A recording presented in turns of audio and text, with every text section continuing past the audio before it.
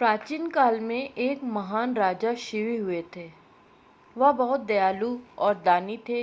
उनकी कीर्ति देवराज इंद्र तक पहुंची। उन्होंने महाराजा शिवी की परीक्षा लेनी चाहिए। इंद्र ने बाज का रूप धारण कर अग्निदेव को कबूतर बनने को कहा।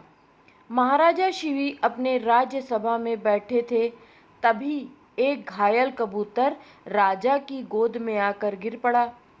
राजा ने उसकी रक्षा का निश्चय किया था। इतने में एक बाज आया और राजा से बोला, महाराज, आप न्यायशील हैं। क्या आपको किसी का भोजन छीनना चाहिए? यह मेरा भोजन है, आप इसे मुझे दे दें, क्योंकि मैं बहुत भूखा हूँ। राजा शिवी ने कहा, यह कबूतर मेरी शरण में है, मैं इसकी रक्षा करूँगा और तुम्हारी भूख भी शांत करूँगा।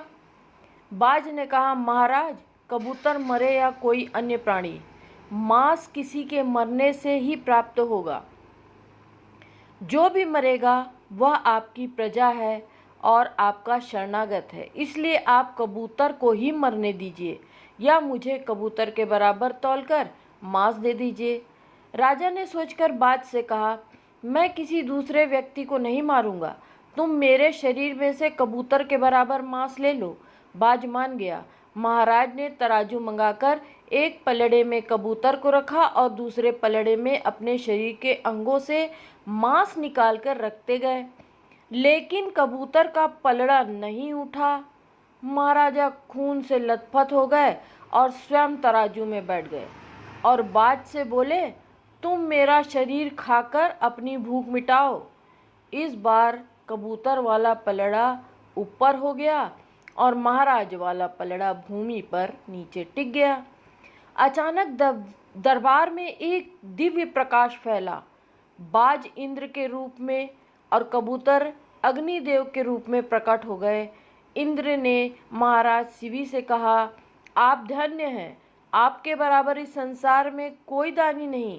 आपने अपनी शरण में आए कबूतर की प्राण रक्षा हेतु बाज को अपने शरीर का मांस दान किया।